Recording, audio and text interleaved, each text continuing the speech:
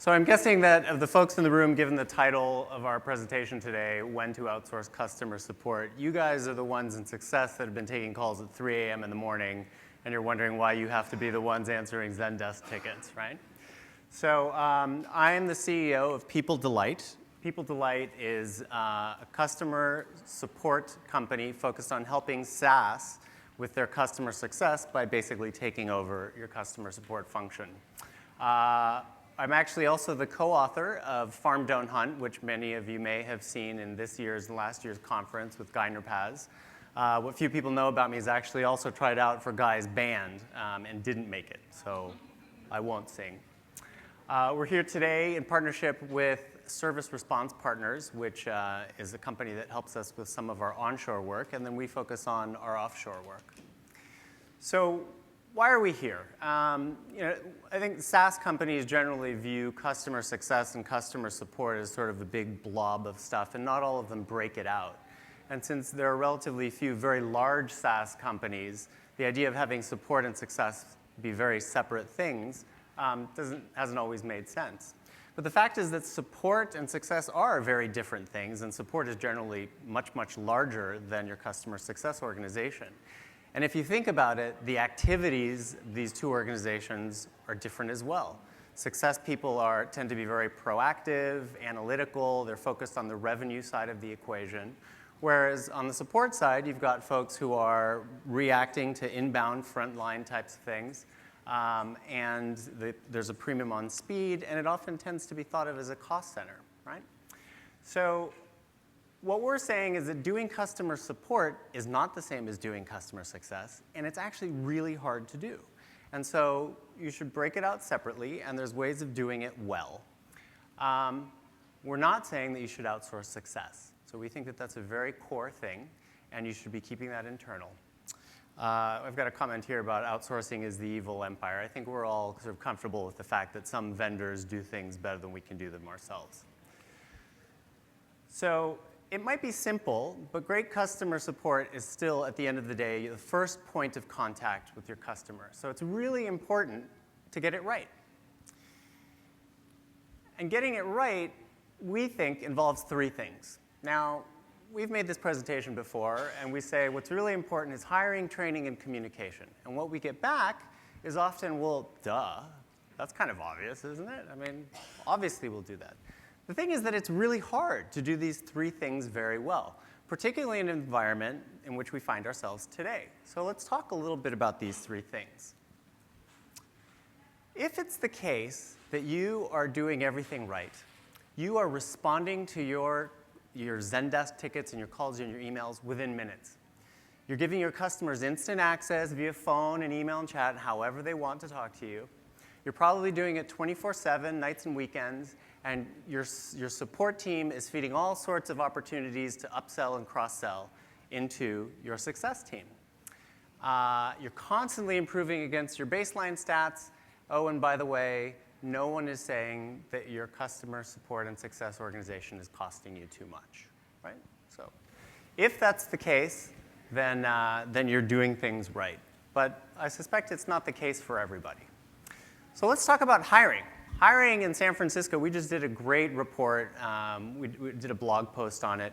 Would you say that you're able to get the quality of support people that you want in whatever market you are? A lot of SaaS companies are in expensive labor markets like San Francisco, LA, New York City. Do you think that the benefits that you're getting for your support people are commensurate with the pay that you're having to put out, in these markets, given the cost of space and labor and so on? And here's the one that I love. If you think of your support folks, are they generally, let's say, given their age bracket and given where they are in their careers, are they the sort of folks who are, super reliable and trustworthy and they would love working extended hours and you can easily get them to staff weekends, right? Probably not the case. So let's talk about training a little bit. A lot of SaaS companies train with what folks call side-by-sides, right? So you get new support people coming in, they sit down next to the people who are doing support at the moment, and if you've got Fred training Betty, he shows Betty what to do, and Betty then goes on, and Betty will sit down in a side-by-side later. Well, what ends up happening is that turns into a game of telephone. And in SaaS businesses, we know this stuff is changing every week even. So really, the way that you need to be doing it is that from the very early stages, you need to have written training materials, a formal training course that's teaching everybody the same stuff all the time, and a knowledge base that's getting updated all of the time as part of your sort of standard training, standard processes and workflow that are going to keep people all on the same page, particularly as you scale, right? As you scale, this stuff starts to really hurt. The other thing that's very interesting is that in a lot of instances, you don't necessarily have the support people sitting in on the training that's happening for the success people. So think about what happens then, right? You've got an onboarding process that the customer success folks do, and the support person doesn't know what has happened. And then you get a problem, and it's like, well, they did this, and they said to do that, and you're missing this connection. So you really need to have a well-defined training program that you're implementing and using up-to-date information, and that you're using across the entire organization.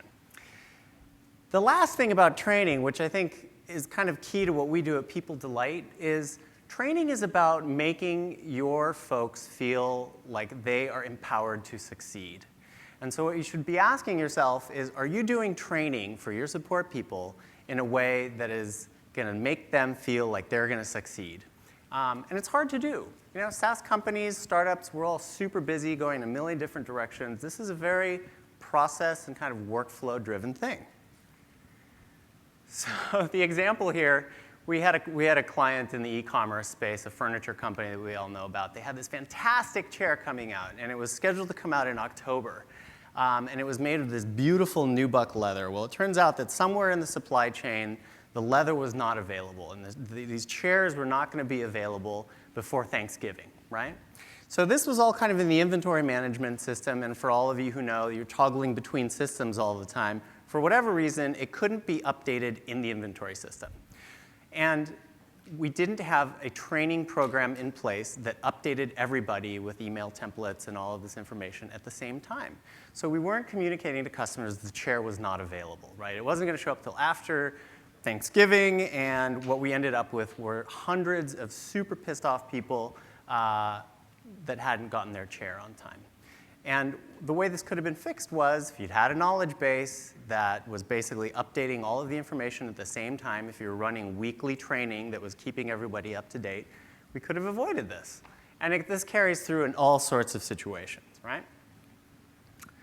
So the last bit that to talk about is communication. So regardless of how you're set up, it's super important that your support teams are in the same Slack channels, as an example, or HipChat channels, as the rest of the functions on the team, so that when questions come up, they can go into these rooms and ask and get questions answered quickly. The other sort of communication that's really important is voice of the customer. You guys all know this, but you know, it's amazing how in early stage companies and SaaS in general, there aren't necessarily a lot of sort of really well implemented voice of the customer programs. One of the things that we do as part of this is we have a consistent newsletter that comes up with trending hot topics for the customers, and we hand out, I think, Starbucks gift cards in order for people to participate in the quizzes and really get them engaged in these hot topics. The point about all of this, though, and good communication, good training, is that it needs to be process-driven and maintained constantly. And it's very hard for early stage companies that are growing very quickly to do this stuff. So the other example that we've got, and it kind of relates to this voice of the customer idea, is we implemented a program in which all of the executives and top management at one of our clients, which was in the online dating space, would sit in on customer calls, right? Voice of the customer program. And the CTO sat in on a call with a woman for about 15 minutes. And he came off the call, and he came up to my COO, Karen, who's in the back, who's the expert on all this stuff. And he says, this woman, we need to give her a refund. And we said, well, we don't give refunds. It's the policy, right? It's the policy, we don't give refunds. This had been causing all kinds of problems forever. And he says, no, she's never going to get a date. And then he went on to say why, which we don't have to get into here, but it wasn't a very PC sort of set of reasons. And And so from there, he went to the executive committee meeting, and the policy got changed, right? This was a CTO. There was no sort of technical reason for this, but it was a senior executive getting exposed to frontline customers. And so having these, again, systems and processes in place that facilitate executive level exposure and good communication is super important. Now, you may be thinking to yourselves, I'm already doing all this stuff, right? I have all these things, and my performance is great. I'm finding hiring and keeping great people in San Francisco or New York or LA easy and cheap and so on. I really like Survivor, so got nothing for you, right? But maybe that's not the case, right? So if you're thinking, well, how do I take it to the next level? That's the point of this. Perhaps you should consider working with a partner.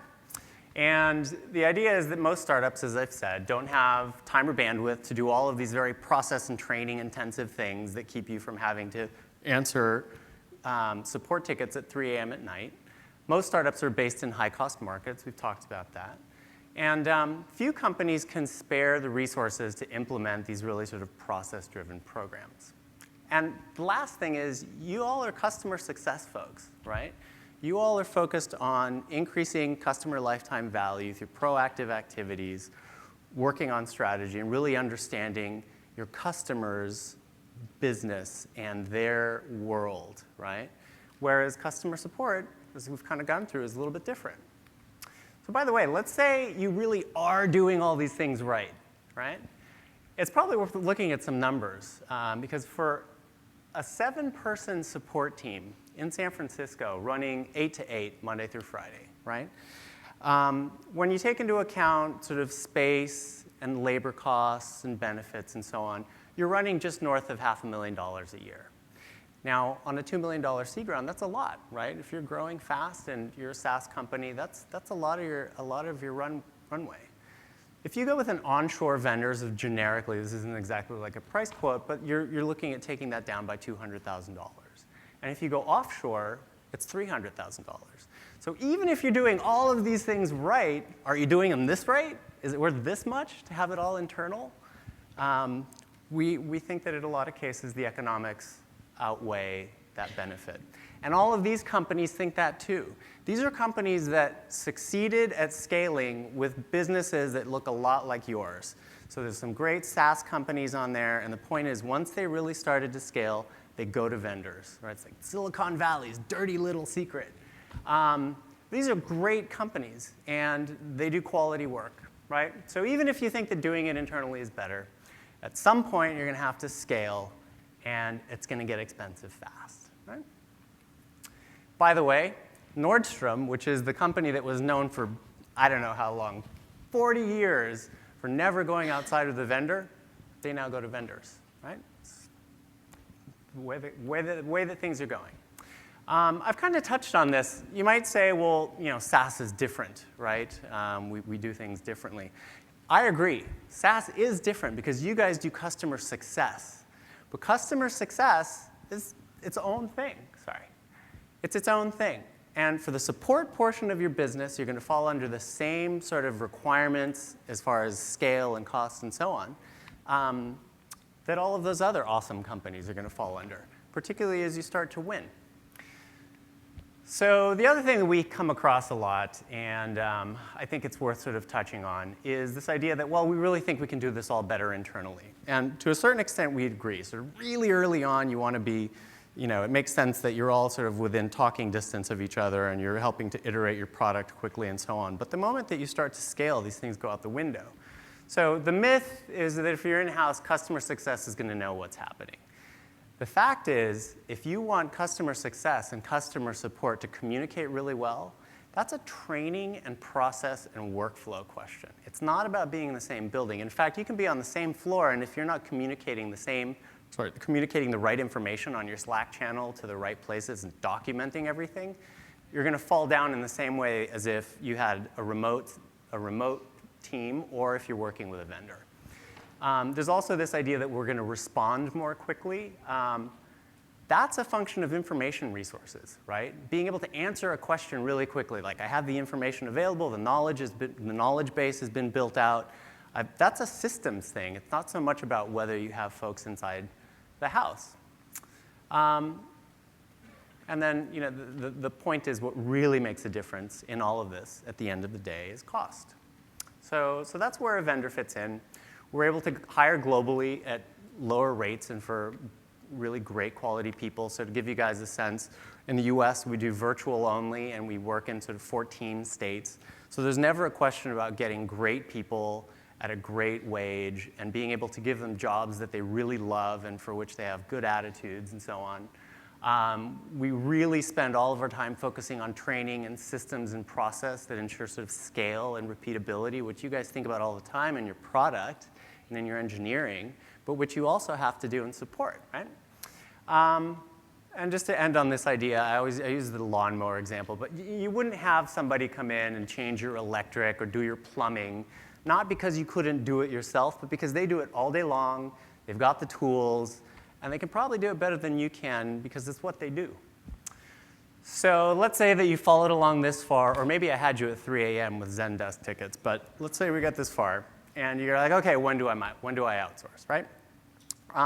This is all very dependent on your own business, but we found that some good milestones are when you're really looking to extend your coverage.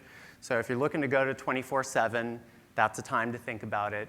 If your support costs are starting to run sort of $200K a year or more, that's when you can start making some pretty big changes. And particularly if you go offshore, you can go to 24/7 in sort of that order of magnitude.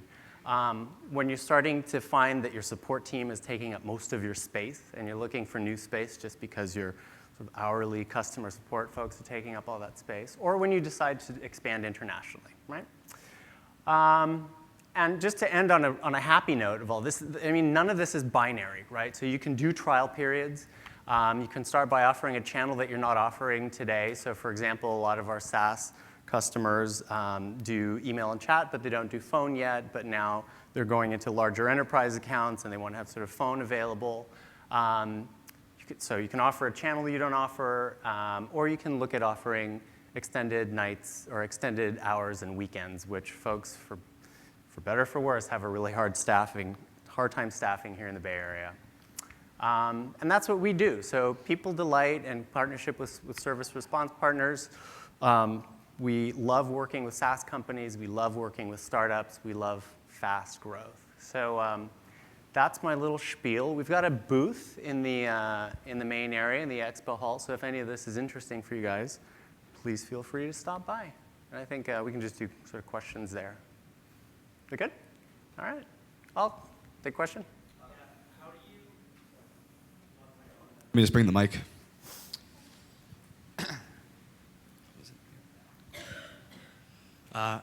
Hey, I'm Grant Fecto. Hi. How do you manage a knowledge base that's constantly changing? If you're shipping every 2 weeks and the actual UI of the tool that you're trying to support changes every 2 weeks, Yes. How do you manage that knowledge base? We've found it to become absolutely impossible to manage that, to a point where we've just taken down any sort of support knowledge base outside of the largest, broadest frameworks. Yeah. Which are never the ones that people have issues with. Yeah. So and this totally speaks to exactly why when you have a group of people who are dedicated to doing that, right? When you get a customer support team, particularly when you're going to extended hours or 24/7, the fact is they're spending a lot of time kind of sitting around, right? And so what we do is we use a lot of that downtime to actually get them updating all of this stuff. Like there's a lot of kind of busy work stuff that your customer support team can be working on that's not taking calls or emails that is way too like your time is way too valuable to be doing it.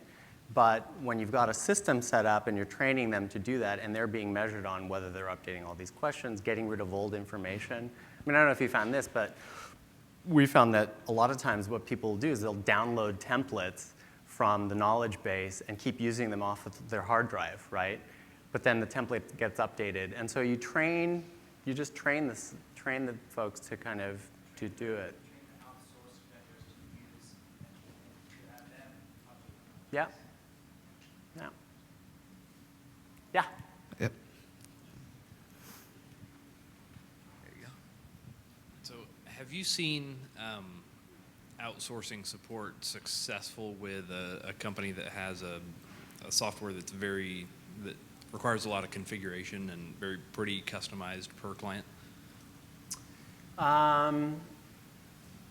We've worked primarily with, I mean, give me an example of what is highly sort of. So I work for an oil and gas software company. Okay. And it's an engineering software, it's a planning software, and so with every client, they're solving different problems with it. Some of them need to deal with, okay, this month's production. Other ones are trying to figure out, okay, how much production am I going to have? What's my company worth? And kind of everything in between. So how do you handle it today? So support comes there's a single guy that typically answers the phone who's full-time. He came through the services part of the organization. So he was a consultant for 6 months, and then he took on the full-time support role. Anything that he can't handle ends up going to the consultants themselves. Yeah. So what often happens, and I mean, I'm sure many folks here have, is a tiered kind of solution, right? Where depending on the skill set of your frontline folks, they're going to be able to handle a certain amount of customization or setup. The way that we think about it is we'll hire for a given set of technical ability. Obviously, this varies the cost of stuff, but for a given set of technical abilities and training will run anywhere from, we can take it up after. It's 2 to 4 weeks.